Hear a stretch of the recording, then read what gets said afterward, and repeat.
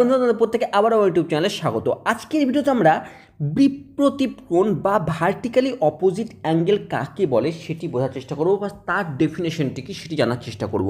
দেখো, সর্বপ্রথমে আমরা এটি বোঝার চেষ্টা, আমরা ভালো করেই জানি যে দুটি যখন স্ট্রেট লাইন বা সরল রেখা যখন সমান্তরালভাবে চলে তখন তারা কিন্তু একে অপরের সঙ্গে কোনো রূপ কোণ উৎপন্ন করতে পারে না। এখন যদি দুটি স্ট্রেট লাইন একে অপরকে কোনো একটি নির্দিষ্ট বিন্দুতে ছেদ করে তখনই কিন্তু চারটি অ্যাঙ্গেল কিন্তু তৈরি হয়ে থাকে। এখন এই চারটি অ্যাঙ্গেলের মধ্যে যে সম্পর্ক, সেই সম্পর্ককে নির্ণয় করতে গিয়ে কিন্তু বিপ্রতীপ কোণের কথা কিন্তু আমাদের আসে। এখন এই চারটি অ্যাঙ্গেল আমরা যদি বলে নিই যে এই অ্যাঙ্গেলটিকে যদি আমরা অ্যাঙ্গেল 1, এই অ্যাঙ্গেলটিকে আমরা যদি বলি অ্যাঙ্গেল 2, এবং এই অ্যাঙ্গেলটিকে যদি আমরা অ্যাঙ্গেল 3, এবং এই অ্যাঙ্গেলটিকে যদি আমরা অ্যাঙ্গেল 4 এই হিসাবে ধরে নিই, অর্থাৎ চারটি অ্যাঙ্গেল আমরা যে পাচ্ছি সেই অ্যাঙ্গেলগুলির মধ্যে কোন কোন অ্যাঙ্গেলগুলিকে আমরা বিপ্রতীপ কোণ বলবো সেটি কিন্তু আমাদের এই ডেফিনেশন বা সংজ্ঞায় কিন্তু বর্ণনা করা আছে। দেখো, আমাকে কি বলছে যে দুটি সরলরেখা পরস্পর ছেদ করলো, তাহলে ঠিক আছে, এই একটি পয়েন্টে এই দুটি সরলরেখা পরস্পরকে ছেদ করছে, তাহলে এই ছেদ করলে বিপরীত দিকে যে জোড়া কোণ উৎপন্ন হয়, বিপরীত দিকে যে জোড়া কোণ উৎপন্ন হয়, অর্থাৎ যদি বিপরীত দিকের কথা আলোচনা করতে যায় তাহলে দেখো, লক্ষ্য করো, এটির যদি একটি কোণ উৎপন্ন হয়েছে, এর বিপরীত দিকে কোন কোণ উৎপন্ন হয়েছে, এই কোণটি উৎপন্ন হয়েছে, অর্থাৎ আমরা এই দুটি কোণকে একে অপরের বিপরীত কোণ বলে থাকবো। অর্থাৎ অ্যাঙ্গেল 1 এবং অ্যাঙ্গেল 3 এরা একে অপরের কিন্তু বিপ্রতীপ কোণ হয়ে থাকবে।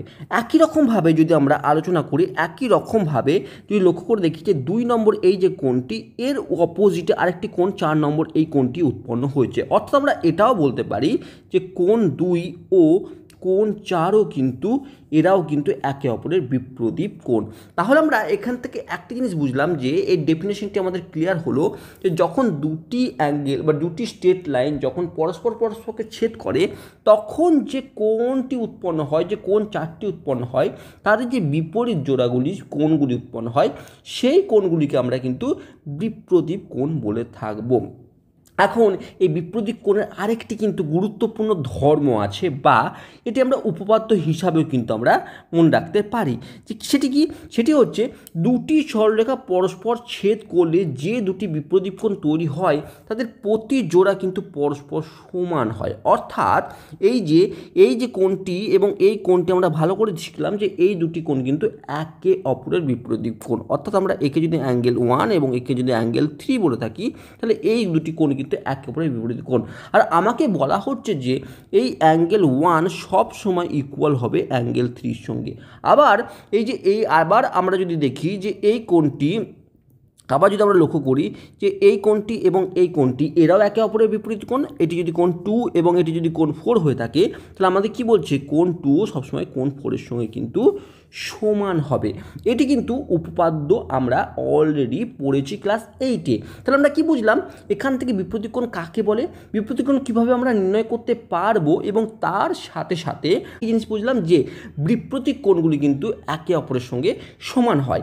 এটি হলে এখন যদি আমাকে বলা হয় যে এই কোণটি, যদি আমাকে যদি কোশ্চেনে, এটি সুবিধার এই যে এখন যদি আমাকে কোনো কোশ্চেনে বলে দিল এই যে কোণ 2 এটি যদি 35 ডিগ্রি হয়ে থাকে, তাহলে বাকি কোণগুলো অর্থাৎ কোণ 1, কোণ 3 এবং কোণ 4 এদের মান আমাকে বলো। তাহলে আমরা খুব সুন্দরভাবে এটি আমরা ইউজ করে বলতে পারি এটি কিভাবে পসিবল, বা এই কোশ্চেনের সমাধান কিন্তু আমরা খুব ইজিলি করতে পারি যদি আমরা এই ধর্মটিকে মনে রাখি।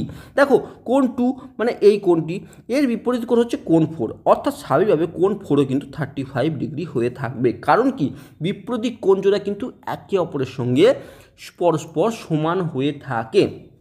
তাহলে 2 এবং 4 সব সময় কিন্তু 35 ডিগ্রি হবে। এখন কোণ 2 প্লাস কোণ 4 এরা কিন্তু 35 ইন্টু প্লাস 35, অর্থাৎ এরা কিন্তু 70 ডিগ্রি কিন্তু কোণ তৈরি করে ফেলেছে। এখন আমরা বাকি যে কোণ দুটি সেটি হচ্ছে কোণ 1 এবং কোণ 3, এই দুটি কিন্তু সমানই হবে। এই দুটি কোণ যদি সমান হয় তাহলে আমরা বলতে পারি কোণ 1কে আমরা সমান যদি হয়ে থাকে তাহলে আমরা কোণ 3কেও আমরা কোণ 1 আকারে লিখতে পারি, তাহলে প্লাস আমরা কোণ 1 লিখতে পারি, অর্থাৎ 2 ইন্টু কোণ 1 আমরা লিখতে পারি। এখন এই বিষয়টি হচ্ছে যে আমরা এই পুরো কোণটি আমরা জানি কিন্তু 360 ডিগ্রি। যদি 360 ডিগ্রি হয়ে থাকে তাহলে বাকি এই দুটি কোণ মিলে 70 ডিগ্রি। তাহলে ওই বাকি এই যে অংশটি 360 থেকে যদি আমরা 70 বাদ দিয়ে দিই, 360 থেকে যদি আমরা 70 বাদ দিয়ে দিই তাহলে কী হচ্ছে 290। আর এই 290 ডিগ্রিটি কিন্তু এই 2 ইন্টু 1-এর সঙ্গে সমান, অর্থাৎ 2 ইন্টু কোণ 1 ইজ ইকুয়াল টু 290, অর্থাৎ কোণ 1 ইজ ইকুয়াল টু 290/2।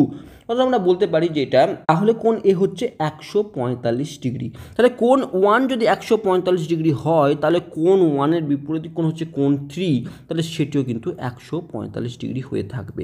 তাহলে এখন লক্ষ্য করে দেখো যে আমরা বলতে পারি খুব ইজিলি যে 1 2 3 4 প্রত্যেকটি কোণের যোগফল যে 360 ডিগ্রি, এবং এই প্রত্যেকটি কোণের মান কিন্তু আমরা নির্ণয় করতে পারি যদি আমরা একটি কোণের মান কিন্তু জেনে থাকি। তাহলে বিপ্রদীপ কোণের এই ধর্মের উপর বেশ করে আমাদের কোশ্চেন আসতেই পারে। তো আমরা এই ভিডিওতে বিপ্রদীপ কোণ কাকে বলে এবং বিপ্রদীপ কোণ সম্পর্কে আমাদের ধারণা ক্লিয়ার করার চেষ্টা করলাম। যদি ভিডিওটি ভালো থাকে তো অবশ্যই কমেন্টস করো এবং চ্যানেলকে সাবস্ক্রাইব করো।